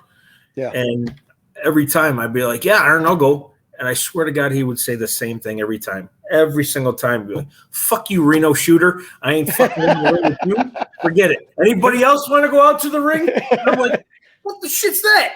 He goes, fuck you, Reno, you fucking shooter. I ain't getting in the ring with your ass. Yeah, Arn's such a tough guy, huh? Oh, man, it's freaking liar. So anyways, we're out in the ring, and we're going through some stuff. And Sanders, I mean, the kid was so freaking talented. I mean, he had even though the kid was 6'1", yeah. He flew around like a cruiserweight, Yeah. And some of the moves that he came up with, and that goes for everybody in the plant. Yeah. Because all of us had such innovative freaking our own shit, what I mean? And all our shit's been stolen since then. Yeah, right. I know. So we were going through this one spot that he liked to do that he and I had done before, where he freaking throws me off the ropes, and it's basically like a kind of like a standing lizard, He would come up, as you were coming off the ropes, he would come and hook you. Oh yeah, I remember that. He would do a backflip while you were doing a front. Yeah. He did that shit with me. When the timing was perfect, it looked fucking gorgeous. You know what I mean? Yeah. I remember that now. Yeah, I mean, he performed it so freaking good. I mean, all his stuff was so fucking crisp. He's such a fucking great talent. Not to mention what he could do on a microphone. But so we're going going through it, and meanwhile, everybody's standing around watching it, Yeah. And we were so naive, we shouldn't have friggin' done that at all, because as soon as everybody saw the shit that we were doing, yeah, did you not? It was 10, maybe 15 minutes before we were going out there to do a dark match. Yeah. They fucking literally came up to us and said, Sanders, you're off this one. Reno, you're going to go in there with Ming. So I'm going, like, we got 10 minutes. Literally 10 minutes before we're going out there. Yeah, they did that on purpose for a reason. Exactly. They saw what we were doing, and they wanted to freaking either they didn't want us to freaking show that kind of stuff, the talents, or whether they just wanted to see. Yeah, they wanted to see what you could do in the ring. Yeah, exactly. So now, for one, I've never been in the ring with Ming. Yeah. Two, what can you do to Ming? You know what I mean? Yeah, fucking nothing. Get chopped. And on top of it, they gave us 5 minutes for the freaking match. And this is 10 minutes before we're going out. Yeah. So I go, Ming, brother, I'm just going to listen to you. He's the fucking veteran, obviously. Yeah, no shit. And the nicest fucking guy in the world. Dude, Ming's awesome. Oh my God. I mean, how it was. I mean, we gelled even, just in WCW, let alone when we all went to Cincinnati. Oh, yeah. Ming used to be my tag team partner, man. I got along with him great. He is just another guy. His fucking heart is bigger than he is, and he's big as a house. Yeah, no shit, right? But you don't want to piss that guy off, though. No, but we didn't have to worry about that because no, fucking we were close with him. You know what I mean? Yeah. So he's like, okay, whatever. We couldn't talk about anything really. So we went out there, and I just, like I said, what the hell can you actually do to freaking Ming? You know what I mean? Right. It's just gonna, so for one, he's probably not going to sell it anyways because he's a fucking monster. Well, why should he, right? So we went in there, and I swear to God, he fucking throws me into the corner, and he comes down, and his fucking. You think I got big hands? He's got fucking hands are like this. Oh, I know. Yeah, he comes down, whack, freaking shit, fucking. And you felt that shit in your backbone. Dude fucking lights me up, and I swear to God, I go like this. I thought we were friends. What do you say? I swear to God, when I said that, he started fighting. He was trying to cover himself up, He was fucking laughing so hard that he just started doing the craziest because he got the huge afro. Yeah. He starts swinging his head around and fucking flailing his arms around. Oh, yeah. So that you wouldn't see him laughing because I swear to God, he fucking whacks me. I go, I thought we were friends. I could see you saying that too. So he does. So he does all that shit, and then he fucking hits me with 2 more. I'm like, so for 5 minutes, basically, he just beat the piss out of me and then fucking pinned me. And of course, that fucking that didn't look too good, but. Oh my God, it was hilarious, dude. Well, he didn't have to worry about his job. My chest was 3 inches fucking like a welt, freaking 3 inches off of my chest. It was just a handprint that covered the whole freaking thing. Oh, dude, yeah. When he chopped you, you felt that shit in your backbone. Oh my God, I swear to God, I felt that shit. I thought we were friends. God dang. And he just goes, oh, and he's fucking doing all this shit to try and not be able to see him fucking laughing. I'm like, oh my God, it was freaking great though. But yeah, me and Sandy were supposed to have a freaking match, and then so you know what? I kind of remember you guys having a match, and then I didn't realize you never did. Yeah. Well, I mean, you know what? If you weren't John Cena or Randy Orton or Batista or them, Brock Lesnar, you weren't getting a dark match.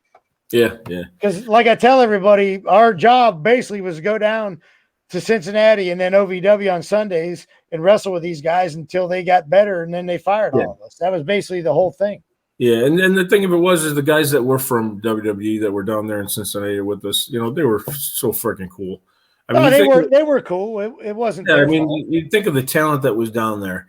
I mean, between friggin' Ming, Brian Adams, who was and just Eddie Guerrero. Awesome. It was just awesome to us. Yeah, Eddie Guerrero, Val Venus, Blackman, all those guys were so freaking talented, but they were such good guys. Yeah. No, those guys loved us. But I'm talking about the OVW guys. Yeah. It was they already had different deals, dude. They weren't going anywhere. They did, yeah, absolutely. But how it was for Vince. It was an ego trip, and he was gonna do everything he could to squash the fucking company that squashed him for a minute, Yeah, that's true. I mean, we were doomed. Yeah, there wasn't nothing we could do. No, not really. But yeah, it was a hell of an experience. Like I said, for the short time that we were in it, brother, the relationships that we had, that we made, the friendships, and the brotherhood, and the fucking respect that we all had for each other, and we still have. Yeah, absolutely. For the rest of our lives, we'll have that. I always tell everybody, out of all the people in the wrestling business, I literally tell people this all the time if they ask me about, because some people ask me, like, is there anybody that you consider still a good friend from the wrestling business? I said, yeah, there was one guy, Rick Cornell. I said, I guarantee you, I will bet money. And I tell this story all the time. And I say, if I got in trouble in Atlanta, there is no doubt in my mind Rick would be on a flight to Atlanta to try to come down here and help me out. In a fucking heartbeat. And I tell people that. I mean, I honestly believe that, because that's the type of guy you are. It's true, man. You're my brother. Exactly. You're my brother. I'd freaking get killed for you. And then people, how people always say, they say, if you got one good friend in your life, then you've done good. Yeah, so, absolutely. And we got a couple in the wrestling business. There's not too many guys you can say about that in the wrestling business. That's for sure. No, but we're lucky that we have got a few. I mean, guys like Dale. I mean, Dale's fucking salt of the earth. You know what I mean? Oh yeah, Dale and Christy and Chuck.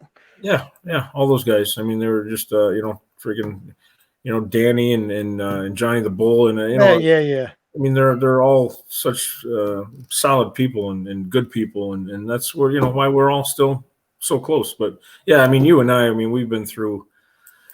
You and I have been through a lot of shit together, and I mean, you met my sisters that passed away, my family in Ohio. When we spent that time, with your family, because we were in Cincinnati, and I don't know what either we had a long weekend or whatever the hell the deal was that we ended up driving back to Alliance. Yeah, we stayed at my sister's house. Yeah. I mean, just to hang out with your mom and dad and your parents. Oh God, I love them to death. Your father was the friggin' best. Oh yeah. I mean, my sister always said, when's Rick coming back down here? I want a hug from Rick. my oldest sister Vicky, she passed away, the first out of my three sisters, and she always said, "Oh my God, where's he? He just knows how to hug. Where's he at? I want a hug from Rick." I said, "Oh, I guess my hugs ain't worth a shit." Yeah, no, your whole family was freaking. I mean, it was like, I hugged them because they were like my family. I mean, I think you were Uncle Rick to my nieces and nephews, and yeah, absolutely. And I remember one time. I mean, I don't know if I want to bring this up or not, but remember we were driving back and you got a phone call. And wasn't very good. I had to take you to the airport. That's what I meant. You and I have been through so many things. I mean, man. We were in where were we driving? I can't remember. It was back from Columbus, or we were driving whatever the hell we were doing. We were literally going right through Cleveland, and we were actually going to go see my parents again, back to my hometown. Oh, that's right. When you got the call.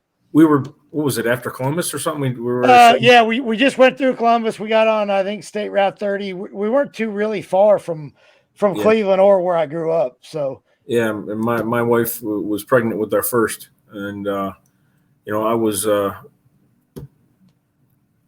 waited my whole life to become a father. I couldn't wait, and when we got that phone call, my wife had miscarried our first. And it was literally that was one of the worst things I had ever experienced. The worst up until that. And I remember you pulling over, and I was just I was leaning against a freaking dumpster or something. And you went around the back of the building because I said I was going to go in and get us some water. And, at that point I really didn't know what was going on yet. I was really concerned, and I was like, I don't know what the hell's going on. And I was a mess. I was an absolute mess. I mean, she was only 2.5 months, but But for a guy that, like I said, had waited his whole life to become a father because of the relationship I had with my own father. Yeah. I couldn't wait to be one. And when she had the miscarriage, it was horrible. And you took me right to the airport. I went to the Cleveland airport and jumped right on a plane. Yeah, I felt so bad, man. I didn't know what to say. I said, I told you, I said, Rick, I'm sorry. I don't know what, I don't know what to say. Yeah. And the crazy thing with that is that literally that was September 7th. And 4 days later, we had freaking 9/11. Yeah. I remember because, then as soon as I got there, the next day we went to the hospital and, they did the DNC and all that stuff. And then we were, I was going to be there for a couple more days. And all of a sudden, freaking 9/11 hit. Now you can't travel at all. We were grounded for shit. I can't even remember how many weeks. I think it was like at least 2 weeks that, going by the Vegas airport, it was crazy because there was not one plane in the sky. For one, in Vegas, that's crazy. Yeah. Two, all the planes were just grounded. And what an eerie feeling that was. It was just a horrible, horrible time. And that, honestly, that was pretty much the demise of me mentally with the business. When we came back to Cincinnati, it was just a horrible time for me. I couldn't get my head into it, and that was really what needed to happen. I needed to have my head into it because, that was the time that we were supposed to be down there really, I guess, perfecting our craft and really diving into our characters and whatever. And I couldn't even think of anything like that. Anytime I was in the ring, I was just there, I just couldn't get it together mentally, and then the next thing, we're all being friggin' let go anyways. But so they released us all about, it was 2 weeks before Christmas, if I remember right. Yeah. And like I said, I didn't get back there. I mean, 9/11 happened, so I figured a couple weeks after that, we're close to November. Yeah. So like I said, I didn't. My head was just not into it at all. And then friggin' Russ Haas dies right around that time. Yeah, absolutely. And we went through some shit down there with the boys down there. We did. We think of the friggin' people, friends that we've buried. It's just it's crazy, insane, right? Insane. That's why we hold on to our relationships the way we do. Even though it's been umpteen years, close 20, whatever the shit you want to call it. Well, I think the last time I saw you was 2010 or 11 when I was out there. Yeah. Yep. So absolutely. But I hadn't seen Chuck, but I talked to Chuck on the phone still. Yeah. And that's the thing. I mean, we still stay close. We might not see each other, but it's always going to be there. That brotherhood is always going to be. I mean, you're like blood to me. Oh yeah. I mean, I consider you part of my family. Yeah, absolutely. So. And I am honored and lucky. You're honored and lucky to have such a good-looking bastard in your family. You got that right. Sheesh, you better shit you. It's like I said, this isn't the moneymaker. Shit. My voice has changed a little bit since Elix kicked me in the throat and Sarge punched me in the throat. And now my face is my right eye don't open up so well anymore. But you're still pretty. Yeah, I guess I am. I should have threw some glitter on for this interview. You should have. Shit. Lord knows I had to deal with that enough. Yeah. Angela would be like, "How'd you get glitter on through the computer?" Oh, every week. I'd come home. Oh, glitter all over you, huh? I'm like, yeah, the strip clubs? No, I wrestled Allan. I wrestled KweeWee. As I'm picking up freaking pink paint chips out of my head. So we wrestled a hardcore match. I was like, I can't remember who it was backstage. They were asking me like if I needed anything for the hardcore match. I said, fuck yeah. I said, I need pink spray paint. I got to spray paint these cans. And so they went and bought me pink spray paint. And that was awesome to me, having pink trash cans. Both of those matches were freaking awesome. Dude. I still got one of the trash can lids, though. Oh, that's awesome. I mailed it to me from I think in Arkansas we wrestled, Little Rock, Arkansas we wrestled. And of course you remember where it was. Yeah, it was Little Rock, Arkansas. And Not that I remember. It just come to me. Yeah, right. And so then I mailed it to me from the hotel to the house. So then That's I got awesome. it, so I got it at the house. So Yeah, the only thing that sucked about that match is that I had to roll the dice on Paisley. on Paisley. No, that was great. She took it like a champ. I know, better than her husband. No shit, right? Yeah, I was laughing my ass off because I was watching their his biography. Oh, really? On A&E, and was you on it?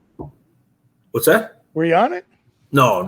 Oh, Well, but I was sitting there laughing because for one, I mean, Booker was awesome. Both him and Stevie Ray. I mean, we freaking. Oh yeah, Stevie Ray was great, man. We freaking loved them to death. They were awesome. He used to make fun of Paisley, call her a yak, and she hated that shit. But I'm sitting there. I'm literally watching the biography, and they're showing them together. I'm like, holy shit! I rolled the dice on both of them. I was actually in Macho Man's documentary. Yeah, I saw it. That was awesome. When I did the Funkster, the Funkster. we did a video with him. Yeah, when him and Hogan had all that freaking heat. Oh yeah, dude. I did a lot of stuff with him down there. It was pretty cool. So I got to know Randy pretty well through Brian Adams. Yeah. Because I was in Japan the first time Randy called my cell phone and left a message on my phone.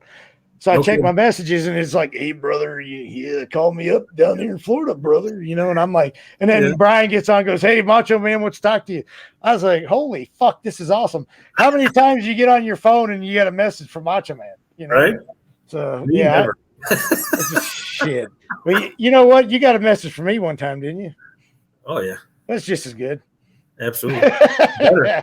No, but shit, yeah, that was pretty awesome. Getting to hang out with Macho Man a couple times with Brian, Oh yeah. Brian was freaking awesome, dude. He was just great. Oh yeah, he was great. It's bro. and he's another one. Yeah. God dang. And another one where it was just his attitude was just freaking awesome. Oh yeah. I can remember we were doing. I can't remember if it was a pay-per-view or just a Nitro. And I was, had the feud going on with, my brother, Big Vito. Yeah. Your dish rag brother. Yeah. But he was great anyways, though. He was a trip. So we got this deal going on with me against my brother or whatever, and the storyline, and basically Chronic was involved in it. Yeah. And so they had me in the ring. And they're on the microphone telling Vito, you better come out here, otherwise we're going to freaking, squash him or whatever. So I kid you not. So they put me in the double deal. You know how they do the double choke slam? Yeah. So the two of them put me in the freaking double deal. Freaking slam me. And now Vito's supposed to come pouring out, right? You're supposed to do a run in. So they're standing there, and freaking Brian starts laughing his ass off. He goes, yeah, I guess your brother ain't coming today. It looks like we're going to have to do it again. Freaking grab me by my freaking hair, pull me up, and they're like, sorry, brother, we got to do it again. Freaking boom, bam, freaking do it again. They slam the shit out of me. You fuckers. I got to wrestle them guys a couple of times on the Saturday night show. I don't know who I'm going to beat their ass first. Freaking you guys for doing that, or Vito for not showing up. So Vito never came out? He did after the second one. Yeah, dang. Oh my God! He probably didn't want to take it, so he let you get them both. But Brian was laughing his ass off. He goes, "Oh, guess I got to do it again, buddy." Both those guys, they'd always try to help you get upgraded at the airport. At least they did me. They always tried to help you out, man. Both Brian Adams and Brian Clark, they were phenomenal. They're just great guys. Brian Clark. I mean, think of the times that we'd see him come down to the plant and he would do stuff with us. But as soon as I got there, he was like, as well as working on his own stuff. But holy shit, what a talent he was! The size of that dude and what the shit that dude could do. Yeah, I know. Right? Yeah, he was friggin' awesome. He was awesome. I mean, that was the thing. I mean, there were so many guys that were not only impressive but just great people. They were so good to us, and we were able to gel with them. In a great way.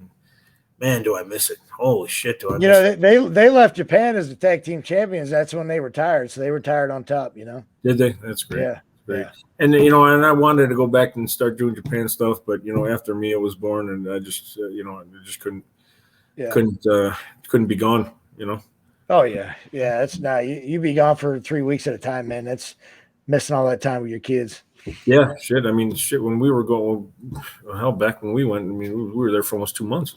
Yeah, that's crazy, right? For the whole freaking country. I think out of 21 cities, we did 18. Well, you know, the first tour I did, we were there 21 nights and we wrestled 20 nights. Wow. Out of 21. If you talk about beat up. Yeah, absolutely. And you get beat up in Japan, bro. Like, oh yeah. I mean, beat up. Oh yeah. So that was a hell of a tour. It was tour. awesome, though. We freaking loved it, you know. Oh, dude, I wouldn't change it for nothing. But hell yeah. Yeah, we're gonna wrap this up, Rick. Is there anything you want to thank the fans for watching you throughout the years, or is there anything you want to say? Absolutely. No, I appreciate that. Everybody, you know, I mean, it's when I stopped, you know, I completely stopped only because, you know, I started having kids and, you know, being a father, and I couldn't think of being away from that, even though I really wanted to so badly, you know. I mean, you know how it was. We killed ourselves to get where we were. Yeah. And the last thing we ever wanted to do is let go of it. Yeah. But I did. I made that decision to stop and just be a dad. And well, you're one of the few, man, because a lot of guys can't do that. Yeah. I mean, don't get me wrong. It's one of the hardest things I ever had to do. You know, after, you know how it is when you kill yourself to do something, and you do it and you make it, and then all of a sudden, you know, in the blink of an eye, somebody snuffs out the candle from you, and you know, to try and go back to whatever you want to call it, normal, regular life is just holy shit what that does to your head. And as we see, how many of the guys couldn't handle that? You know, yeah, no kidding. There were so many guys that couldn't handle the spotlight, and then there were so many guys that couldn't handle being out of the spotlight. Yeah. So it was just, you know, but you know, thank God my, you know, my kids and my wife, they kept me grounded enough to where I could function as a regular human being. Well, just say Angela kicks your ass every day. Well, yeah, you know, that's the thing. I get beat by 3 women on a daily basis. Hey, listen, I'm more scared of your wife than I'm scared of you. So don't ever forget that. Listen, I got to deal with 3 of them. 3 crazy broads. They're all nuts. One's nuttier than the us. I get nuttier than the other one. I get my ass beat by 3 women on a daily basis. Well, see, that's why I want to come visit you. I'm not staying at your house. Well, wherever you're going, that's where I'm going. Well, we'll get a hotel room, man. You know. Tell Angela next time if I come out there, we're getting a hotel room. She's gonna have to deal with it. Yeah, absolutely. Right. Listen, we've been married. We're going on 21 years now. She wouldn't give a shit. She'd be like, shit. She'd be like, good, get the fuck out of here. Fact, let me extend your stay. Maybe you got to go down to Atlanta for a while. Exactly. That's exactly what you say. We got to go down to Atlanta and see those guys, and for maybe stop at Daytona, see Dale and Christy. Yeah, that'd be cool. Yeah, you remember what it's like driving cross country to get to Ohio from freaking Vegas? Oh yeah. God dang! And you're Malibu. Yeah. Shit. Oh shit, man. Yeah, we got to get together. We've got to get everybody together. Yeah, we definitely need to do that. Though. We got to quit talking about it. We always say that, but we really need to freaking make it happen. Shit, we do. Well, listen, Rick, man, I appreciate you coming on here and taking out 1 hour, 48 minutes, and 47 seconds. Holy shit! So we can. I think you outlasted Dale on here. So you got the record so far. That's an accomplishment right there. All right, man. Well, I appreciate you coming on. Rick. I'm gonna play my video here. Don't go anywhere yet, because all right, brother. Thank you all again for everything. I appreciate everything from the fans and everybody who enjoyed watching me do what I do, and thank you very much. Yeah, man. I'm sure I'm sure the fans miss you, man. I get asked a lot where you been. So yeah. All right, Rick. Don't go anywhere. I'm gonna play this video, and I'll be right back with you. Awesome. All right, man.